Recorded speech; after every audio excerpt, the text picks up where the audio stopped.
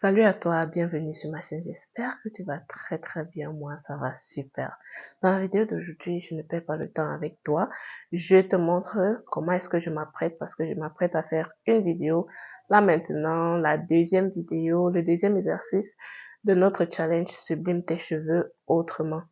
Donc, aujourd'hui, là, on va juste s'apprêter ensemble et je vous montre mes cheveux, dans quel état mes cheveux sont.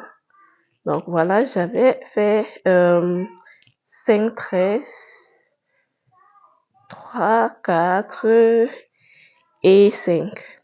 Donc j'avais fait 5 tresses. Ça, c'est le résultat d'une mise en pli de la semaine dernière. J'avais fait un twist. J'avais déjà fait un twist out. Et là, c'est la deuxième fois que je vais défaire mes cheveux. Donc, on commence avec quoi? Le rouge à lèvres. Make-up, je ne me make-up pas souvent. Je ne me make-up pas. Faut pas qu'ils disent pas souvent comme si je faisais souvent du make-up. Je mets juste du rouge à lèvres. Donc, si c'est du make-up, c'est que je mets juste du rouge à lèvres. Et là, je suis en train de m'exercer parce que je me suis rendu compte que même le rouge à lèvres, je ne sais pas mettre. Et donc, je suis en train de m'exercer. Un enfant qui n'a même pas d'abord de miroir, vraiment. Je ne sais même pas quel genre de fille je suis. Donc, j'ai envie de faire en deux. Donc, je vais mettre le noir, le foncé. Voilà ce que j'utilise. C'est Kiss Beauty. C'est un mat. Donc, c'est ça que j'utilise. La teinte, je sais pas quelle teinte c'est marron. Donc, je vais regarder ici. Je vais pas vous regarder directement. Donc, vous allez m'excuser pour ça. Pour voir ce que je fais. Et donc, maintenant, dites-moi dans les commentaires quand on veut faire un rouge à lèvres, quand on veut mettre deux couleurs, comment est-ce que on commence? Est-ce qu'on commence par la teinte foncée ou la teinte la plus claire? Moi, je commence toujours par la teinte foncée. Il y a raté ici. Donc, comme c'est raté là, est-ce que ça a donné encore? Je ne sais pas. On finit une fois, non?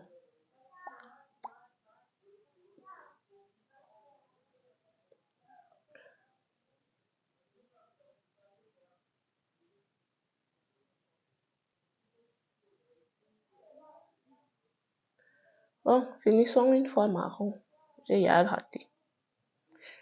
Oui, c'est comme ça. Des fois, vous allez voir, j'ai fait un deux teintes. Des fois, ça ne donne pas.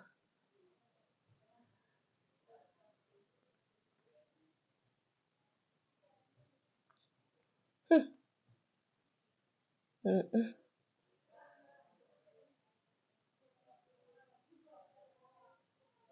Voilà. On va laisser ça comme ça.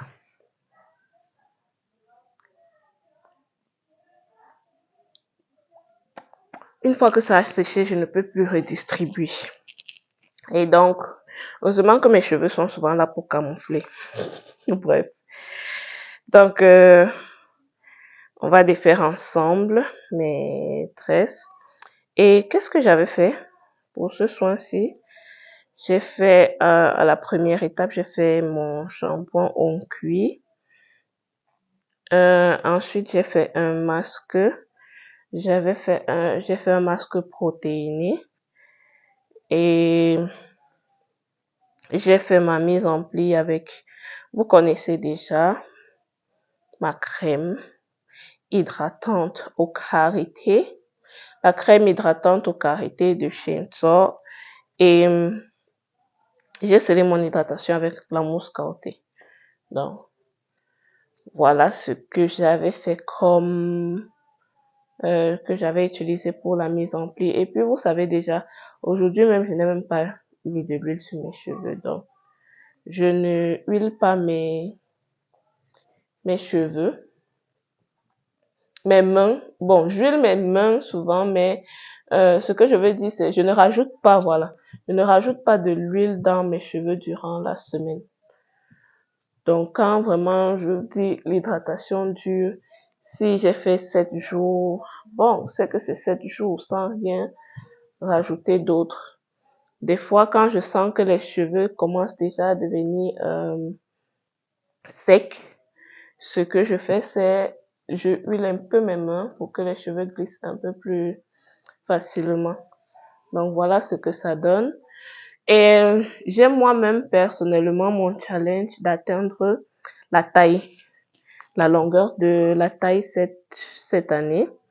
Et bon, il me reste environ 12 à 15 centimètres pour atteindre cet objectif-là et je pense qu'il est possible de l'atteindre cette année. Et une des difficultés donc que j'ai souvent avec euh, mes cheveux, c'est au niveau des racines. Bon, j'ai fait ma braide jusqu'au bout, donc ça va me prendre un peu plus de temps pour défaire. Si j'avais twisté, euh, je serais déjà, j'aurais déjà fini de détacher. Donc, ce que je disais, c'est une, un de mes défauts que j'avais avec mes cheveux, c'est que je ne prenais pas assez soin de mes racines et donc mes racines s'en mêlaient beaucoup. Pour atteindre donc mon objectif de la taille, une des choses que je dois aussi améliorer, c'est mes racines. Donc, je, je ne me concentre pas trop sur la longueur parce que je sais que mes cheveux poussent. Je me concentre plus sur la santé de mes cheveux, sur euh, leur bien-être en général. Je ne me focalise pas sur la longueur où je vais prendre tout mon temps sur les pointes, par exemple, parce que c'est là, c'est pas les pointes surtout qu'on perd en longueur. Donc, je ne vais pas me concentrer forcément juste sur les pointes, non.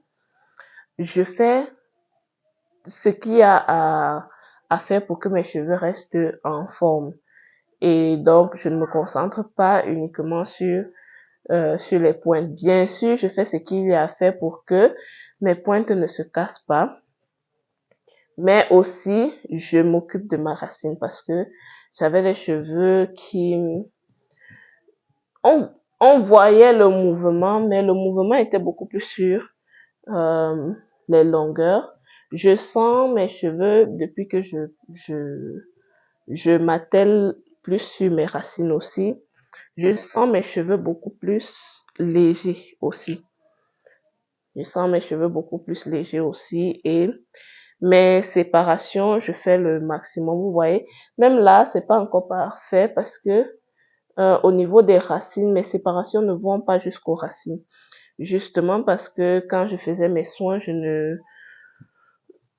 prenais pas tant soin de mes racines que ça. Et donc, voilà. Voilà les conséquences. Voilà les conséquences de ne pas prendre soin correctement de ses cheveux. Et une autre chose, en prenant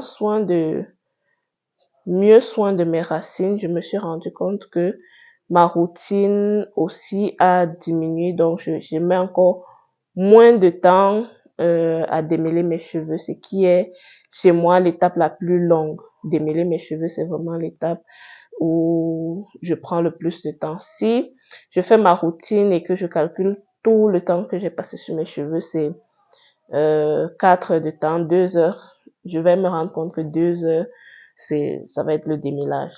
Donc, c'est au niveau du démêlage que moi, mais je prends plus de temps à prendre soin durant mon wash day.